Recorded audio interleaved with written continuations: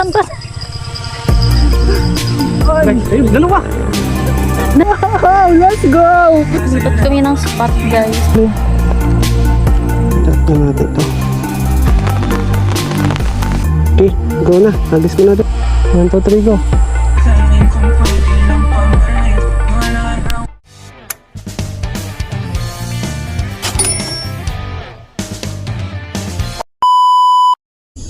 Hi guys, dito tayo ngayon sa Tumi Lake. Sa may Mabalacat. Set up tayo ngayon. Una, kuha tayo ng labas natin to. Kasi kailangan natin ng tali.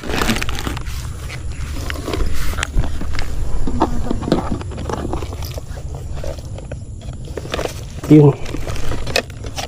Siyempre dala natin yung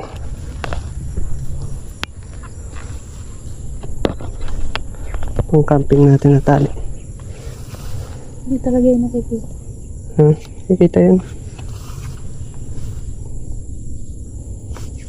So, ito, set up muna tayo ng ating payong tsaka yung ating selfie stick, no? So, improvise muna para magkaroon tayo ng shade kasi medyo mainit na this time. Around 7 AM. So, mas iinit pa mamaya.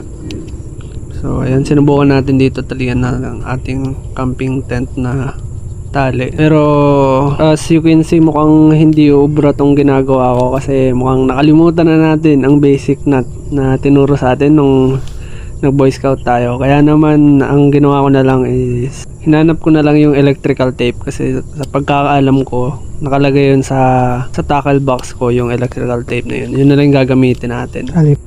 So, yun, hindi natin matalian kaya yung electrical tape na natin. Ayos pa.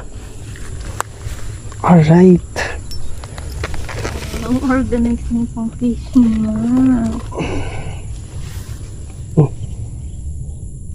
Saan to?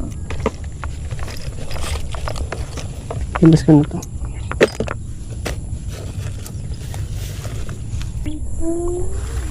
Set up na natin to. Dali lang tayo set up. Ayan. Ayan lang. Tanong, may isda pa kaya dito? Sabi ng mga ilan ay wala na daw. Baka wala na. Kasi nga araw-araw daw ng isda. Pero subukan pa rin natin sa spot na to. Try lang, baka meron. Napag-setup na tayo isa. So, ang setup pala natin dito is bait and weight, no? Just kailangan na lang natin ng hook. Since isa lang naman yung target nating isda, which is yung tilapia. Pero ayon sa mga taga